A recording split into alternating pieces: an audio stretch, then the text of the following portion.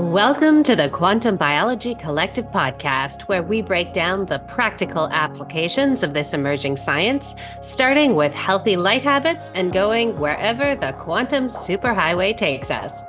This is your host, executive and life coach Meredith Oak, with a quick reminder that podcasts are conversations, not consultations. But if you're looking for one of those, do check out our free practitioner directory at quantumbiologycollective.org. Happy New Year, everybody. It is 2025. We are midway through the decade of the 2020s, and it's going to get even more fun than it's already been. Hard to believe.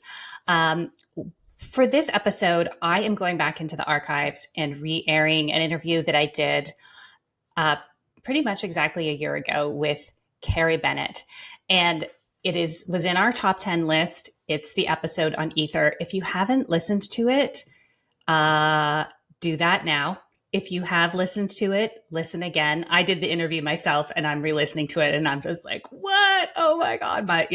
It's one of those ones where it just all came together. We did a really nice overview of quantum biology, what that is, how it's different from the biochemical model, laid the foundation, and then Carrie took us off into what I think is sort of going to be the next level of research. As I often say, we're at the beginning of the beginning of the beginning. And I am privileged to be surrounded by so many amazing thinkers and clinicians and people who are coming to their conclusions, not just from doing a lot of in-depth research, which they do, but also from working with other humans and seeing what's going on with them and observing what's happening with our body electrics and the field that we live in and all of the things. So I know that this topic is going to get more popular in the years to come. And I can tell because I put a clip of it on YouTube. And unlike any of the other clips I've ever put on there, which, we don't do much on YouTube. People don't usually notice, but I put a clip about the ether and oh my goodness, people started getting mad. They got mad in the comments. That's not true. Ether's been debunked, blah, blah, blah. Well, friends, it has not. It's real. Carrie's going to tell us why. Enjoy and happy 2025.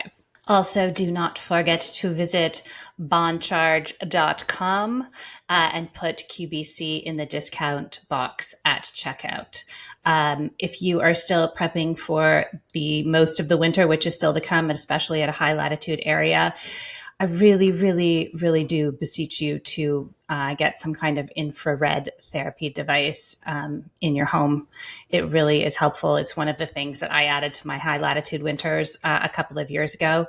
And I was quite surprised what a difference it makes. So Bond Charge makes a great option, which is a sauna blanket. So it heats up, it does the near infrared. You can put it over yourself, while you're hanging out, or you can, strip down and do the full sauna wrap deal. It's up to you, but it works in lots of different ways.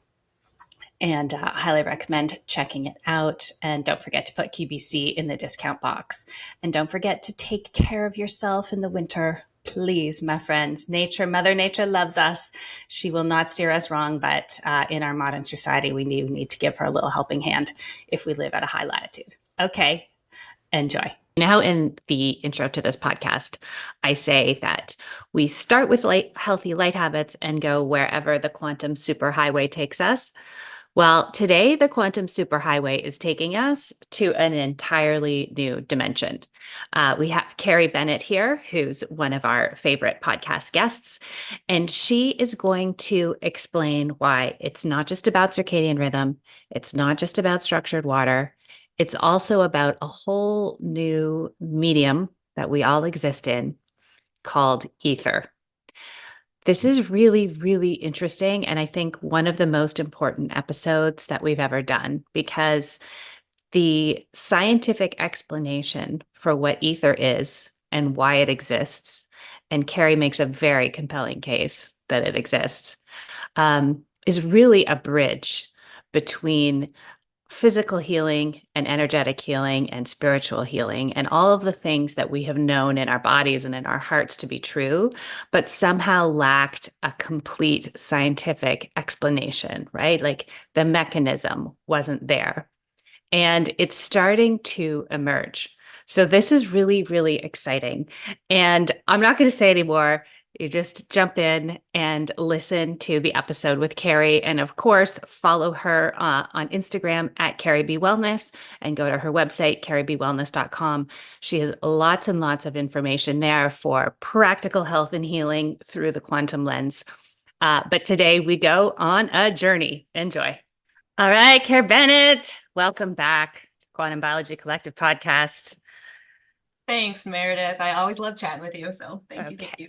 Same here. I am super excited for this topic. And I want to invite everyone to come on this journey with us because we're covering ether. And I know that word that's one of those words where you have no idea how it's going to land, right? Like it might mean one thing to one person and something completely different to someone else. So that's just for everyone. So, that's where we're headed, but that's not where we're going to start. We're going to start with this idea of all of this research and knowledge that is available and all the evidence that is piled up that is still somehow not permeated into a general awareness, even within the medical and alternative health communities. And so the first example, let's look at circadian biology. It really came home to me when I interviewed Dr. Moore-Eden, and he's like, yeah, there's like 90,000 papers in PubMed on this. And I was like, oh yeah, there are. And yet it's getting there, but it's still it's not something that people think like, okay, we need to take care of. We got to get you hydrated. We got to get you well nourished. We got to get your light right. It's like not on the list. So could you just talk about that for a sec, Carrie?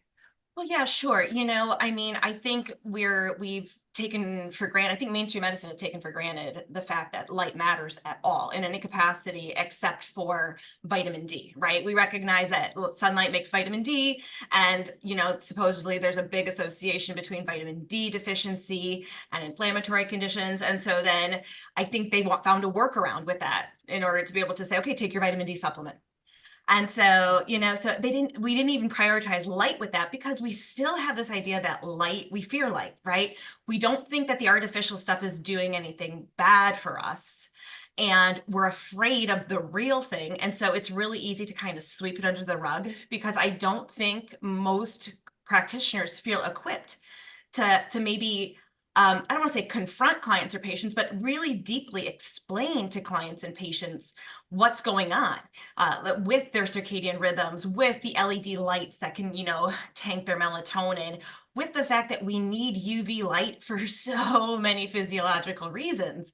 And so it's easier just to kind of say, yeah, let's just focus on the things that I think are more mainstream accepted, which in functional medicine we know is diet and gut health and protocols and elimination diets and things like that, and supplements, right? And so it's like that is just very, very well accepted. No one blinks an eye at a list of 10 to 20 supplements. Whereas, they're going to look at you like you're crazy if you're telling them that watching TV at night before bedtime is really damaging to their health. Right. Even though the evidence to support that is at this point irrefutable. It's completely irrefutable. I mean, it just takes someone to literally go to PubMed and type in circadian rhythm and then fill in the blank. You put any disease name after that, or put just simply mitochondrial dysfunction or hormone imbalance, and you're like you said with Dr. Martin Moore-Ede, like there's tens of thousands of these articles out there. And so it's not for a lack of evidence. It's just because it's more convenient. That's what happens, right? That the more I kind of get into these rabbit holes, the more I realize it's not that the evidence is scant. It's that it's inconvenient for people to have to kind of rewrite textbooks. It's inconvenient for people to have to change their, what their research line is and apply for new funding for funding for water, right? And frankly, the funding isn't going to be there for these things because sunlight is free. So there's a lot of things at play. But if someone is like, well, I want a science-based, evidence-based, give me something that's evidence-based. And it's like, just go to the database of all the published research and you'll see a massive amount of evidence. It is irrefutable. And when you look at it just from a logical perspective, that's where you're like, okay, the evidence is there. But of course, light matters, right? Because of course, every living creature has dealt with these light cycles and these rhythms. So then again, you can just view it from that common sense perspective and see how far we've gotten away from that. And both of those things it's obvious to those of us who have done the research and know this. But yeah, it's really convenient to just kind of sweep it under the rug. Right. And the reason I wanted to talk about that for a minute is because we're going through through a process today. We're going on a journey. And I think it's really important just to remind ourselves and remind our listeners at each step of the way that just because something isn't accepted mainstream doesn't mean it isn't true and doesn't mean there isn't evidence for it. And I think circadian rhythm is just such a perfect example of that. Okay, so there are, as we've just gone over, there's tons and tons and tons of research on circadian rhythm by mainstream scientists. The conclusion is irrefutable. It matters to every single life process in the body. If we mess with it, we are leading ourselves to some kind of disease. Okay, so then we take it in our world a step further, which those scientists do not, which is to take it into the quantum realm and be like, okay, so if light is so important to our bodies, what's going on? What's the deeper biology at play here that we could be understanding? You don't have to understand quantum biology to get circadian biology, but inquiring minds like yours want to know. So could you talk about where we're sort of at with the research on the theory that we are quantum biologic systems, not biochemical systems, and sort of where things are at with that? Yeah, I honestly think even though quantum biology sounds intimidating, the interaction is very simple, or what's at play is very simple. And there is a deep interaction between light and the water network of our body. And the water in our body being this basically receiver for all sorts of information, energy and information, including photonic energy and information, to the extent that the light in our environment basically informs our body of different processes that it needs to initiate, certain things it doesn't need to initiate, things it needs to shut down. So certain hormones that need to be made in the morning, certain hormones that need to be shut down at night, repair processes that need to turn on at night versus they can be put at rest. All of that is really happening through the interaction between light and water. And then we take that a step further when looking into Jerry Pollack's work, and we recognize that even beyond signaling and those sorts of cues, the water actually receives the certain wavelengths of light and actually can expand itself into a battery of energy, right? It can actually rearrange itself to form potential energy inside of our body.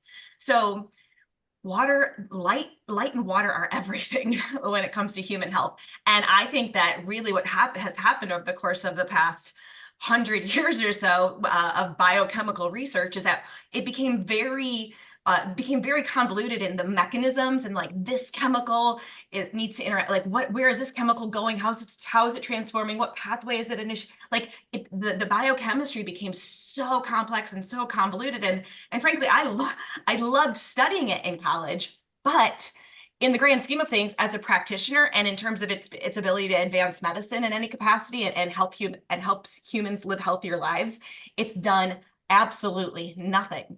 And so while the research loves to kind of get to silo themselves and to say, okay, I want to know what's happening inside of this cell when calcium enters and which pathway it kicks off, there's so many random, like a lot of details that have been supposedly clarified in the scientific literature. It explains nothing. about the body, really from like the holistic perspective of what's happening. And beyond that, it makes it very confusing for the average person to understand how to take care of their bodies as well. And so we then outsource our healing, our health to various people and organizations to say, okay, because it's obviously way too complex and convoluted for me to understand. So I need to go to the expert. When really, if you can understand it from this perspective of light and water, and how those interactions really support everything in our body, it becomes really empowering for the client and patient to be able to take on their own healing into their own hands, basically. Yes, for sure. And it's also been the way that I think, investment banks take advantage of the complexity of the financial world. I feel like some companies have taken advantage of the complexity of the biochemical world, right? And you listen to a podcast and they're like, oh, we found out that this supplement and this pathway, and then they talk all about what that particular supplement does with that particular pathway, and you leave with the impression that you have to start taking that supplement. Right. It's like, Right. maybe, so I see what you're saying. And so just say a little bit more when you say biochemistry's done nothing. Like what's the point of it? Like how has it, like, what's its usefulness in Biochemistry is like a recording or it's like evidence basically of what's already happened at the biophysics level, at the quantum biology level. Biochemistry is slow, right? Biochemical reactions are very slow compared to the signaling that needs to happen to run the complex organism that is the human body. And so if it's really funny that I used to believe that a hormone had to get produced in a gland and get into my bloodstream and then find the receptor on the surface of my cell, dock with that receptor to cause a reaction. Like, how could that work? And how could we survive if that was the case? And so now we realize that while those things do happen and we can track biochemistry, we can track hormone levels, that is like tracking kind of the slow stuff. It's like, yes, that's happening, but that's not what initiated the signal. And that's not ultimately how the body communicates. And so biochemistry is interesting. And if you like to kind of get into those details and study it, it's there, but it's not really truly understanding the speed at which the body operates and the communication system that really is at play, which is the submolecular communication, that quantum level. Okay. So it's sort of like the printout at the end telling you what's just happened. Well, exactly. Whereas from the quantum perspective, we're like engaging with what's happening as it's happening. Exactly. Okay. Right. Electron flow from the Earth is instantaneous. Light interaction with the skin, with the eyes, with the water network in our body, it's instantaneous. We're not waiting for random collision biochemistry to do its thing before we get those effects. And so I think a lot has been assumed in the biochemistry world, and I think it's flawed. And I think also with biochemistry, the issue is that most biochemistry was studied without understanding the fact that every molecule is surrounded by a very key hydration shell of water, structured water, that really is what influences its dynamics. And so now actually you'll look into the literature within the past 10 years or so, and you'll see that they're doing simulations, molecular simulations, adding the water molecules back in. But still, you're just like, it's just not, I just don't think that we really have any legitimate evidence from biochemistry because it's ignored, it's been ignored, and they've ignored the water aspect of that surrounds each molecule and is really where the action takes place. Okay, so let's dive into that water. Okay. You mentioned a few minutes ago that we're not talking about regular water. We're talking about structured water, which is largely the work of Gerald Pollack. And in the quantum biologic world, because again, I'm not sure if Gerald Pollack has bought into the quantum biology model or not, but his work has produced this understanding of water and light. And when you look at how it interacts with light, that completely redefines how we think about water and its purpose in our body. Well, right. So like, and Gerald Pollack's work is great because what he did was he organized a lot of research into what I think is a very easy to read book. I'm not gonna say easy to read, like, Yeah. but a much easier to read book than say a physics textbook, let's say. Yeah. And so I do think Jerry's work has really brought our understanding of water forward a whole heck of a lot. But that being said, he's not the only one either. And I do want to highlight the fact that one of the issues and why I think water hasn't been as well understood over the course of the past 30 years, that there really is some key research, is because again, people didn't have a common language. So you'll Mm, find some people in the research referring to it as interfacial water. You'll have some people referring to it as biological water, coherent water, structured water. Jerry Pollack calls it EZ or exclusion zone water. Del Guidici and Preparata called it the quantum electrodynamics of water, coherent domains in water. They're all speaking about the same thing, right? But because of right. that, we haven't been able to really read the literature and say, and it just wasn't clear. It wasn't a clear concept. But now I think it's becoming more and more clear that there is a different type of water that lives inside of us. And Dr. Pollack really is the one who highlighted that the best, because he showed that when water contacts a hydrophilic, which is just a water-loving surface, almost all biological surfaces are water loving, that the water molecules spontaneously rearrange themselves into a very ordered format. And so they arrange themselves into a structure that under a microscope, if I were to look at it really, really closely under a quantum molecular microscope, it would look like I was almost looking at a crystal. And crystals, if you picture crystals under a microscope, the way that the atoms are arranged, it's very ordered and patterned and structured. Whereas if we were to look at a typical liquid glass of water, we would see these water molecules, these H2O molecules, they're there, but there's no real arrangement to them. And they move, they're very fluid. They're going to bond here, and then here they're going to move around.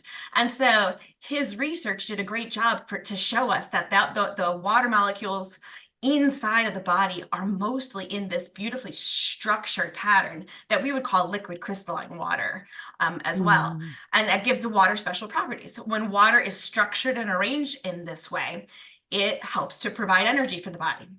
We can go into that if you want. But when water is structured and arranged this way in a liquid crystals are antenna. And that's not woo or esoteric. There's physics, right? There's a whole line of physics Yeah. that studies the behavior of liquid crystals. Liquid crystals can store data. They can receive information. They can transduce information. This liquid crystalline water is a conduit for quantum energy flow. So things like electrons and protons that you can flow. And so now that we know that this water has these really special properties, it's just so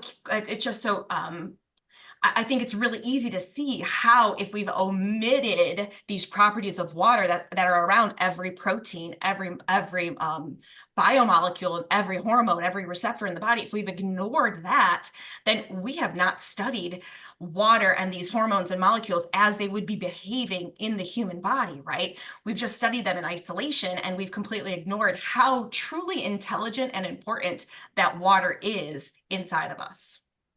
Wow. And so then the clinical conclusions that we draw from studying things in isolation are going to be, by definition, incomplete. They kind of have to be, right? Anything in isolation, that's the reductionist approach, just hasn't worked, right? The idea, and then the specialization in medicine really hasn't done a whole heck of a lot. Well, while I want a neurosurgeon to do neurosurgery, right? And while I would want a dentist to work on my teeth, I think we've really become, the body's become just a bunch of parts. And if Yeah. that part has a symptom, we send someone to a specialist there, but no one really understands the interconnectedness. It's the water, right? So as I Right. said before, that water, it's around every protein, inside every cell, around every piece of DNA in the body, around every mitochondria, and around inside of the cells, outside of the cells, lining all of the blood vessels. I mean, it's everywhere, meaning really nothing is happening in the body without that water being involved. And that water provides this continuous web, this continuous conduit through which a body-wide communication can take place. So it legitimately is why this finger always knows what's happening in this part of my brain, which always knows what's happening in my big toe, because there is a medium that connects it all through which they can communicate. Okay.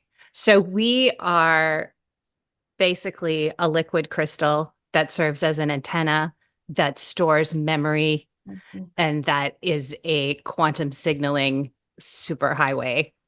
Yeah, yeah. The body really, so Okay. here, the main important thing to recognize is the body doesn't operate with chemistry, it operates with vibration, with oscillation. That's even how the suprachiasmatic nucleus works, right? For our circadian rhythm. And so you have to have a medium to receive that vibration, and a vibration, just like different wavelengths of light, contain different energy and information that the body can interpret. Every single vibration also contains energy and information that my body can interpret and utilize in real time. And so that's what's happening inside of my body. The water is the receiver of that vibrational information, whether it's visible light or beyond the visible spectrum, or whether it's sound vibration, whether it's a biomolecule, that, because all molecules vibrate as well, right? If we studied the vibrational spectrum and maybe the light emitted by these molecules, we would have gone a completely different way in terms of understanding human physiology. We focus too much on the X's and the O's, but Right. really the water is receiving all sorts of vibrations and interpreting that, and then the body can adapt in real time because it knows the vibration is the language of the universe. Right? The body knows what to do with that information. So that's why, say, sunlight is so important, because that is a natural vibration that our body is programmed to receive, so that it harmonizes us. Whereas something that humanity created without this understanding, like our Wi-Fi or the whatever's coming out of our cell phones, like that's causing a disharmonious response within this liquid crystal antenna. Yeah, absolutely. Because Okay. what I want people to understand about these vibrations is you cannot separate the energy or the information that's contained in them. And so what I mean by that is, like, ultraviolet light has a certain energy intensity to it, and the body also understands the information that's embedded in that ultraviolet light, which is able to transform neurochemistry, for example, in our brain, serotonin, dopamine, those sorts of things. In the same way as that radio station over there that is sending out a signal that could be picked up by my radio, while my radio interprets it as talk FM, my body is picking that up. It's never been exposed to talk FM. Talk FM does not exist in human history, right? Right. And so my body is picking up the information and the energy, and both of them are foreign. They're both confusing and chaotic. So yes, a radio frequency wave is in and of itself, the energy is confusing, but so is the information that's embedded in it is also confusing to my body. And that just really makes for physiology that can't function at its best, because there's kind of so much noise and static that the body's not used to. So it's a lot harder for us as humans to thrive in a modern environment because of how much chaos those foreign frequencies are imparting on us. Right. And so this is why sunlight, grounding, high quality water, Yeah. we have to intentionally each day put ourselves in a situation where our body can at least catch up on what it's supposed to be receiving. Exactly. Okay. So it's not like 100% stress signals. Okay. All right. So we're getting to the ether now. And I think a good way in. So you were talking about how the water in our bodies, which we now understand to be this fourth phase of water, a form of liquid crystal, is the medium through which the frequencies in our environment communicate, so to speak, with our biological systems. And those light waves, those radio waves, all of those waves require a medium. And for the humans, it's the liquid crystal water.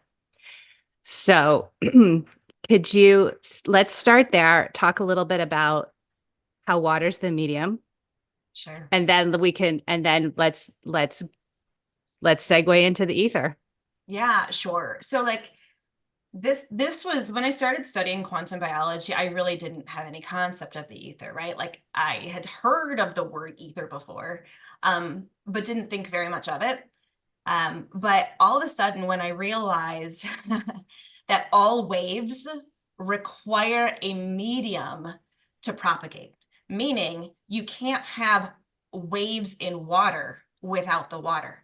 You can't have sound waves without air or even water, because water can conduct it, right? You need a medium through which waves move. And so light also is a wave, and it's an electromagnetic frequency. Yet somehow in the past 100 years or so of physics, they said that light is the only wave that doesn't require a medium. And that just didn't make sense to me. And so that was really, really confusing. It's like, wait, why do we have what's called the quantum vacuum, right? They really started labeling it things that really implied emptiness and void, right? They really wanted to hammer it home that there was nothingness, and light could travel through nothingness and propagate without any medium. And that just really bothered me. And so that's, I think, where I started my Because they're learning saying journey like on the all ether. these other kind of waves, they require a medium, Mhm. whether it's air or water or I think you were telling me at another point, like the earth for Yeah. Yeah. but then they got to light and they're like, and it's like, except light, it can travel in a vacuum. Mhm. And Yeah. that's the story. Well, that's the story. And Okay. and if you kind of rewind it, I have a feeling if you kind of look at the late 1800s is when they basically dropped the concept of the ether. The ether Okay. had been around for thousands of years beforehand. And I think a couple of things happened in the late 1800s. We can talk about a specific experiment that really, they say, debunked the ether. But also, that was a time when they really wanted to start to separate spirituality from science. Right. And ether has had probably more than 100, but at least 100 names that I could probably list. That it's been called 100 different things, right? Depending on where one lived, what one's religious beliefs were, spiritual beliefs were. So the ether has been called things like the Akashic record, chi, prana. It's been called consciousness, God, Allah, the divine, source energy, right? It's been called so many different things. And I think a lot of those, at least prior to what we have modern words that are starting to become in vogue in physics again. But I think prior to these more recent words, all these words had a very spiritual or religious connotation to them. And I think there was a desire to make science more hardcore, if you will. Like we have to separate science and spirituality. And so in the late 1800s, there was an experiment that was conducted that tried to measure the ether. Now, mind you, we don't have any modern devices in this day and age that actually can measure the ether. And so back then, they decided to see if they could measure something called ether drift. And I'm not going to get into the nitty-gritty details of this experiment, but it's called the Michelson-Morley experiment. And it was conducted in 1887. And basically, it concluded that they couldn't measure any ether drift or any ether effect. And so because of that, that was the conclusive experiment. The ether died in 1887. And I mean, even though just a few years later, the experiment was repeated better with a slightly different sort of sensing tool, and it showed, but wait, there could be something here. It was dropped. And then comes Einstein, which I think he meant well, but I don't think he was accurate when he further agreed that there was no ether. So. Okay, so let's talk about that for a second. So when he's saying no, there is no ether, what is he saying? Like, what is he saying doesn't exist? What are they Yeah. pushing back on? And what did that Michelson experiment want to disprove? They wanted to disprove that there was not a medium, that light didn't need a medium through which to propagate, basically. So Okay. what was happening at that point in physics was the idea that, okay, light moves through the ether, right? So the medium for light to travel is the ether. And the ether was very hard to model in mathematics equations, and physicists love to be able to model their stuff with math or prove their concepts with mathematics. And it was very difficult for them to do so. And so it was convenient for physicists at the time to really jump on to the fact that they could get rid of the ether. They didn't have to worry about accounting for the ether in any of their equations. And so I think they were all really ready for the fact that the ether didn't exist anymore. We don't have to account for the ether. And so that's what it was. They basically went from the ether being this pervasive medium through which light travels to, oh, no, it doesn't exist at all. And actually light can travel through a vacuum. Okay. So just to unpack Einstein for another second. So what was he correct about? Like, I'm just trying to wrap my head around this, because we're like bumping up against a whole lot here. Well, listen, because Einstein, I think, is a very well-respected person in a lot of ways, but Einstein, in 1905, Einstein developed his theory of general relativity, right? Mm-hmm. Which basically figured out how to try to describe this space, this vacuum, without it being the ether. He just called it, space-time, right? And said it was curved. Like he gave a lot of qualities to it. And I think it was well-intentioned. However, as soon as Einstein jumped onto the fact that there was no ether, all the other physicists did as well. And it's very interesting because he tried over the course of 15 years to really hammer out the details of his theories of special and general relativity. And he knew that something was missing. So in 1920, he gave a lecture at Leiden University that basically, point blank, it stated there has to be an ether. No physicists picked it up.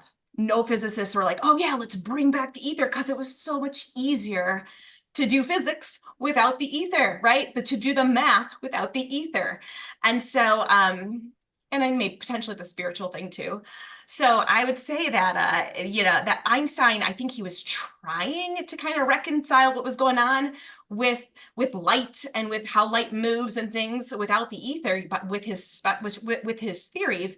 But he admitted that was wrong, right? And the ether does exist. And moving forward, if we're going to understand anything about light and about how light interacts and moves, we have to bring back the ether. Sadly, it's only been within the past couple of decades or so that people have started tiptoeing in that direction.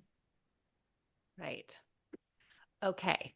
So, because Einstein pushed back pretty hard on the idea of quantum physics, that was like a quite famous dialogue.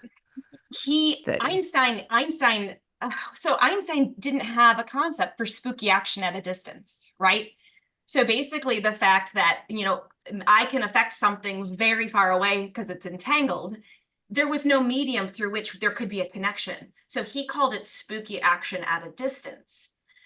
And so that's really why he was just like, wait a second, what is going on? I don't want anything to do with that. Or I kind of want to maybe make fun of it a little bit. And now we know that, of course, there's the ability to do things like distance healing because of the fact that there's a medium that connects us all. But that was something that's something that I don't think it took him a while to recognize that was the possibility. Okay. So, we're landing in a place where we are starting to agree or perhaps become curious about the fact that there is an ether. The quantum physicists have acknowledged that this can't all be happening in a vacuum. They're calling it, is it the 0-point field? Is that what they would? Yeah. That would be like the science version of ether? Yeah, it is. It is.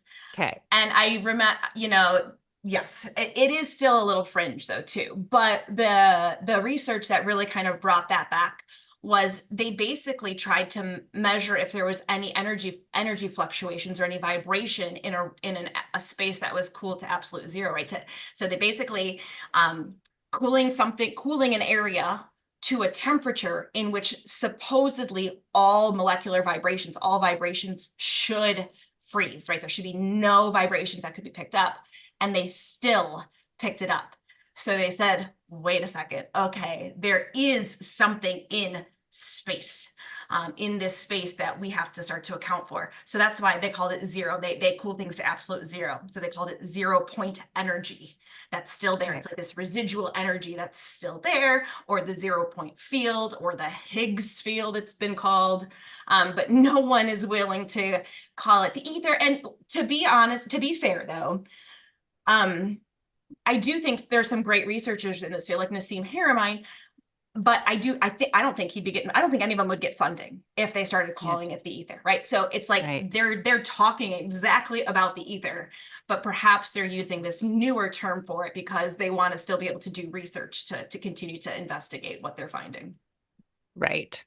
So much like the water piece, it's got so many different names. It's hard to even know what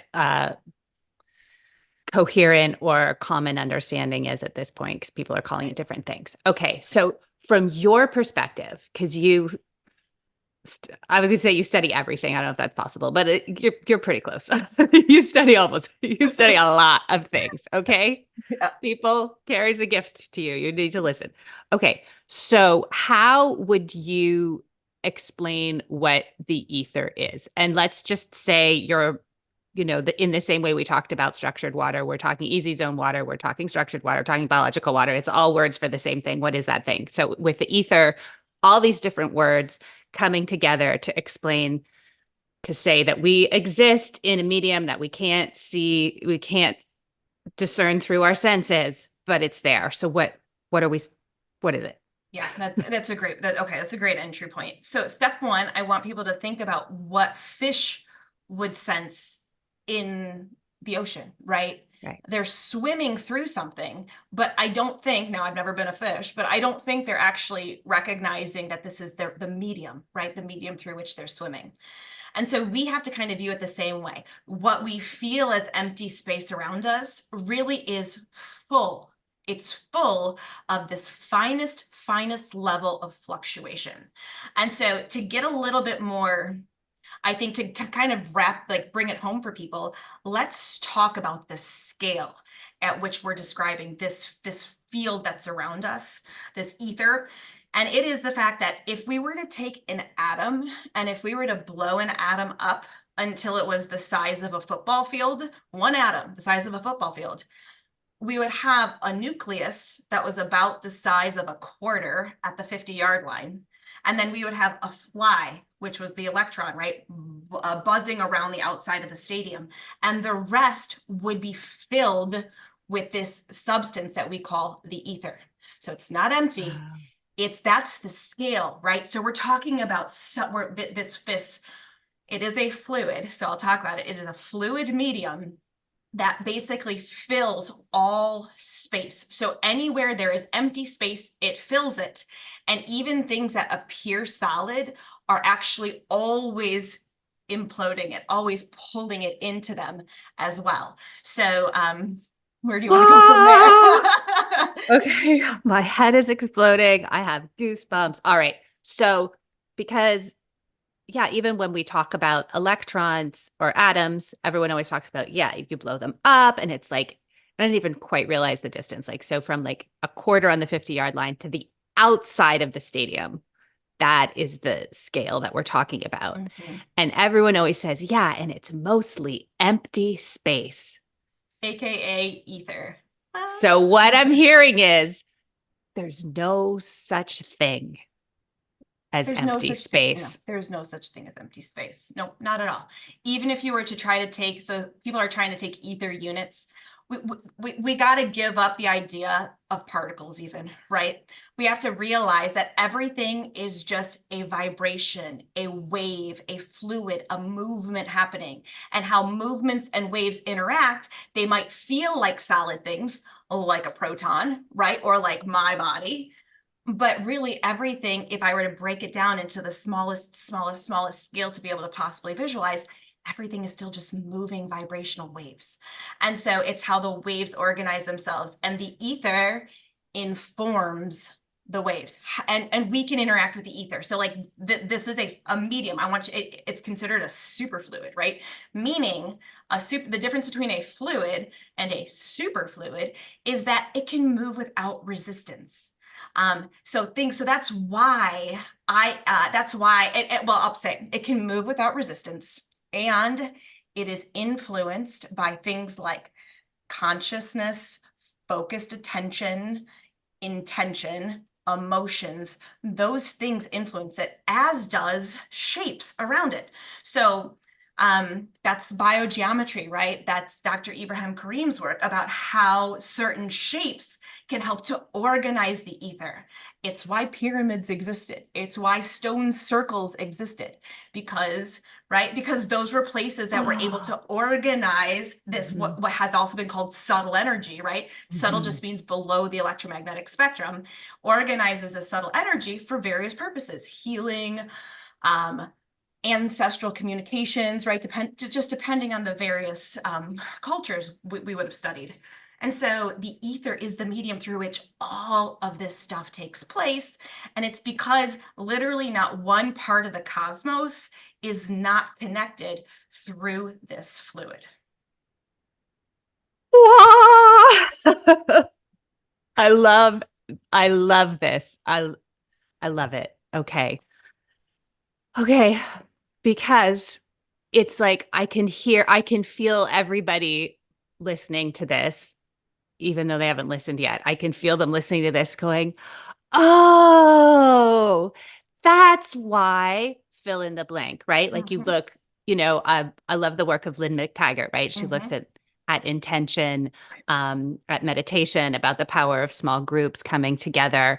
And there are many, many studies on the power of meditation, right? And the results are very clear that there is an effect. I was listening to Eileen McCusick with her sound healing, and she was telling the story of, she's like, I can't do sound healing at a distance. And then she tried it and it totally worked. And she's like, oh, I can do sound healing at a distance. The results were clear. So we have all of these very, very clear results that something is happening. And yet it's like, but how? But how? And so you are explaining how. Right, because focused attention. So for example, let's talk about the meditation experiments. I mean, or even Lynn's, right? But the meditation experiments where they had groups of, let's say, 100 meditators in a certain specific city or region, how they had them meditate simultaneously about love and peace and harmony, right? And they showed insane reductions in crime. And they did it all times of the year. So it wasn't like summer versus like winter when everyone's inside and it's cold versus summer. No, they did it multiple times. And it's like, so how is it that people thinking, like focusing intently on love and peace, how does that get to people who have no clue that this is going on? How is it influencing? It's because we are always a part of the ether. We're always interacting with it. It's always influencing our body in various ways, from gravity, actually, it's the source of gravity, to the fact that it also can influence things like our consciousness, how, like our decision making. There still always is free will, but if we can help people want to be in a space of peace, then that might influence what decisions one makes. And so it's this medium, right? It's a very responsive medium. It's fluid, it's always moving, and we have an instantaneous effect. And so having this medium around us, which again, here's the thing too, right? Because as I said before, it's been called God, it's been called Allah, it's been called divine consciousness. And I think what has happened with those words is that they become polarizing for people. It's like, oh no, you have to say my term for it, right? I can't say your term for it. And so that's why I do appreciate the term ether. You can call it whatever you want. It's not gonna, I could care less. You call it whatever you want, but I think we have to understand that, I mean, this is source energy. This is creative energy. This is creative consciousness. And we have the ability to interact with it, influence it, pull it into our bodies for health and healing purposes. It's how people do lucid dreaming. It's how there's near-death experiences, right? It's through this medium through which all that can explain all of those different circumstances. Okay. Whew. So let's get into what that means. If we accept the idea that there's an ether and we accept the idea that it's a medium through which we are communicating on subtler and subtler levels. So then that explains why our thoughts are so important. That explains why healing trauma is so important. That explains why our ability to emotionally regulate and be in touch with our feelings is so important, because all of those things are things. They're not just words. They're sending out a vibration into this ether. Is that accurate? Yeah, it's very accurate. It's very accurate. And I think what's really important about that, especially how we talk to ourselves, is a good way. The universe is fractal, right? And if I can go into that for a second, meaning if I have a keen visualization of something happening at one scale, we can recognize that happens at the biggest scale we could possibly imagine, and also the tiniest scale possible. And the way I like to do that is by describing the fact that the ether moves as a toroidal flow. So a torus is like this, and you can Google this if you haven't seen it, but a torus is like this donut, this donut that circulates the movement inward and then outward. So it implodes, comes to a point in the middle, and then it expands back out, implodes, expands. That is also the description of the human biofield, right? So that's the description of the human biofield. And so meaning we now know about 6 feet out from my body, I'm in this field of my energy and information, and I'm continually feeding it back into me and then letting it out and feeding it back into me. So if I am all of a sudden saying, Carrie, you're stupid, you're ugly, I'm going to cancel all this out in my field in a second. Like all of these things, you're worthless.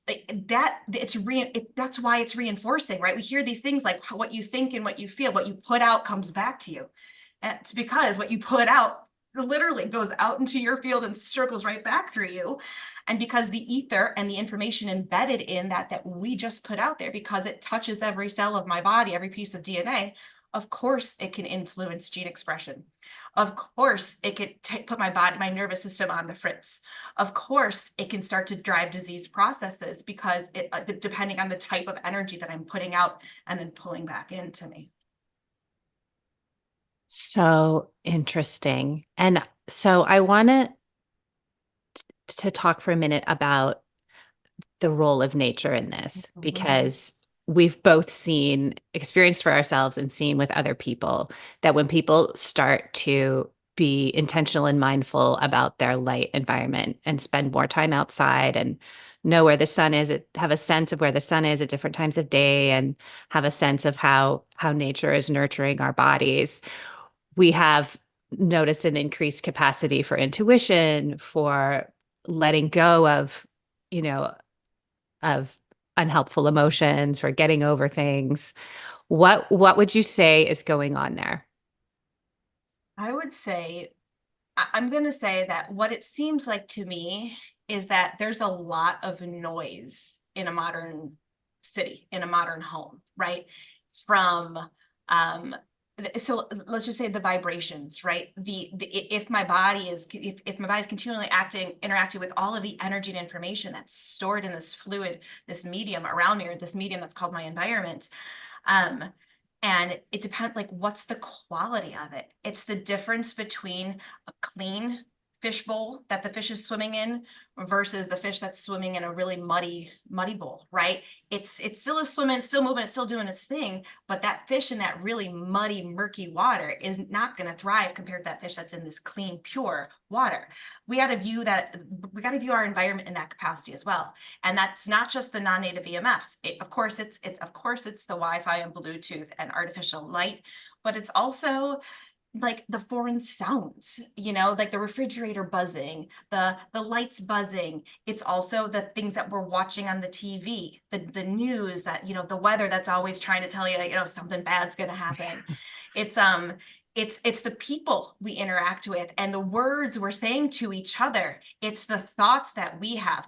It's the thoughts that other people are having in our space, right? I don't know, but we've all been in that room where we know someone is thinking some pretty negative, harsh stuff and maybe not saying it out loud, but we can actually feel it. And that's how we feel it, because it's the medium that's transmitting it to us. And so by getting out into the natural signals, into nature, we are basically clearing out the water. We're clearing out the murk. We're getting away from all of those things that just kind of happen to be now a part of modern living. And we're going back into those pure energies that really do sustain us. They really do support us. And then they have a strong enough signal and resonance with the body that the body says, oh, I know what time it is. I know I'm safe.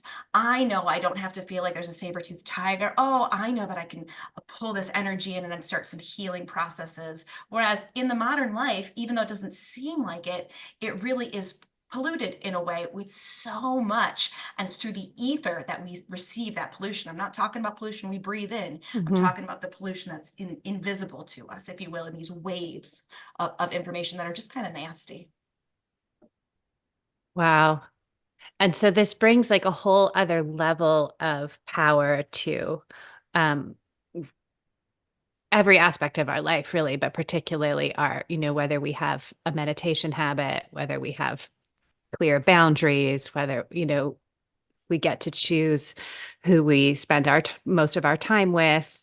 And even if we're strong enough, I would imagine that even if we do have to be in a toxic situation from time to time or work with people we didn't choose, like we can handle it. We have some resilience baked into that. Right. Or we have such a strong enough field, if you will, full of love and joy. And not everything's going to be great, right? Don't get me wrong, but we can build up a strong enough field that you can literally keep that stuff away, right? Yeah. I am nowhere near as affected by things that I like. I mean, I was never super reactive to begin with, but like, things would eat at me and bother me. And I think of them over, like, why did he say that? Or why did she say that? Blah, blah. It's so much easier to let things go now that I've been doing the circadian practices, the time spent in nature, how I talk to myself, turning off the news, Mm-hmm. really getting more serious about meditation and different types of meditation, being in silence, being a receiver. Guys, it's through the ether that God, angels, spirit guides, collective consciousness can also communicate to us, right? And so Yeah. I feel like sitting in silence has also allowed me to just be a receiver, a better receiver of all the information that they want to share. Yeah. And I saw something come up about this recently, and there's tons and tons of examples of this, of people who were highly creative, like Einstein, like all of these people who came up with ideas, all of the pioneers in quantum physics. They spent a lot of time just walking around outside. They spent a lot of time like sitting in a boat floating on the lake. They Mhm. spent a lot of time doing what we would say is nothing, Yeah. and not even necessarily formal meditation, but just like kind of like relaxed time with no expectation or structure around it, just to like, whoo. And I really see how the structure of our current society does not really give us space to do that. And the more I look at people who've had amazing breakthroughs, they all do that. They all just like, and now I see they're just like hanging out in the ether. That's exactly it. They're basically getting rid of all the distractions and allowing the communication to come in and happen. What's another fascinating thing about this, right, is that if you kind of look at the history of inventions, the typewriter is one example. You had at different parts of the world, at least a half a dozen people working on a prototype of the typewriter at the exact same time in history, right? Within about a 5-year span of each other, without communicating and knowing what was going on.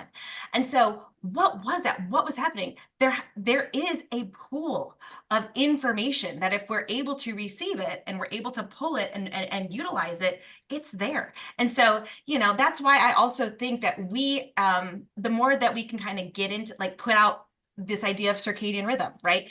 We're going to reach a critical mass, that there's a big pool of it that's stored in the records of the ether that's going to start to just permeate. It's just going to be a part of everyone's normal thinking. People are going to all of a sudden be like, oh, of course I got to turn off the TV at bedtime. Of course I got to dim my house. It's good. It can start to like feed forward. That's part of what, the 100th monkey experiment or effect, or, the morphogenetic fields, the morphogenic fields of Rupert Sheldrake. Like these concepts have been around for quite some time, but it's the ether that really truly is the medium for it. And we can be receivers of this. And what we put out matters. What we focus our attention on doesn't just stay within us. It goes out there as well. So the more we can get other people to maybe turn off something, stop reading something, stop worrying so much about something, it's the more we can, and get them to do something that they enjoy. And that helps to strengthen that energy that we're all a part of. Yes. And it builds that critical mass in the ether. So it doesn't, something that seemed so crazy and weird, like blue blockers. What? It's like, oh, I had some girlfriends call me the other day. They're like, oh yeah, I just wanted to call. My mom had a question about wearing yellow lenses when she's driving at night. Like, do you know anything about that? I was like, I do. Right? Like out of the blue. I know. So it's so happening. funny. It's happening. It's happening. All right. Okay. I know you have to go. This has just been, mind blowing, and it opens the door for a scientific basis for so many things that we know in our hearts and our souls and our bodies to be true, but that we didn't have that scientific explanation for, and we're starting to be able to have that. It's such a gift. And I just want to share, because this image keeps coming in my mind.